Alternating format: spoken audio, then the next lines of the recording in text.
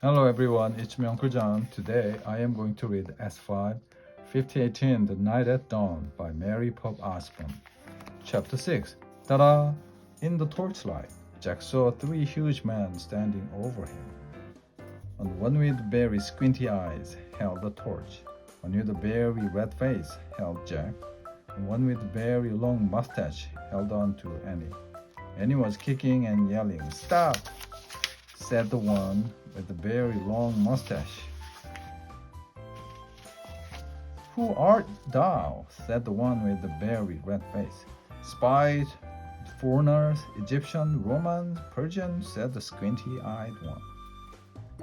"No, you dummy," said Annie. "Oh, brother," Jack muttered.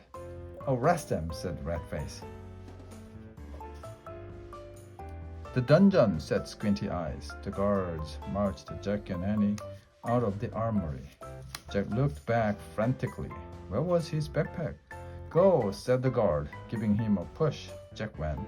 Down they marched, down the long, dark hallway. Squinty, Annie, Mustache, Jack, and Red. Down a narrow, winding staircase.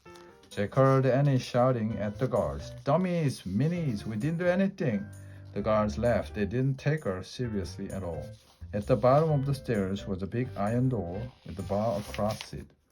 Squinty pushed the bar off the door. Then he shoved at the door. It creaked open. Jack and Annie were pushed into a cold, clammy room. The fiery torch lit the dungeon. There were chains hanging from the filthy walls. Water dripped from the ceiling, making puddles on the stone floor. It was the creepiest place Jack had ever seen. "We'll keep them here until the feast is done, to then turn over to the Duke," said Squinty. "He knows how to take care of thieves." "There will be a hanging tomorrow," said Mustache. "If the rats don't get them first," said Red. They all laughed. Jack saw that Annie had his backpack. She was quietly unzipping it. "Come on, let's chain the two of them," said Squinty. Guards started toward them. Annie whipped the flashlight out of the pack. "Ta-da!" she yelled. The guards froze. They stared at the shiny flashlight in her hand. Annie switched the light on. The guards gasped in fear. They jumped back against the wall. Squinty dropped the torch. It fell into a dirty puddle on the floor and went out. "My magic wand," Annie said, waving the flashlight. "Get down, or I will wipe you out." Jack's mouth dropped open.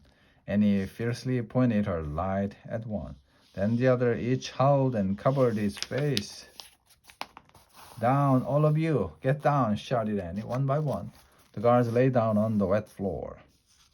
Jack couldn't believe it. "Come on," Annie said to him. "Let's go." Jack looked at the open doorway, looked at the guards, to quaking on the ground.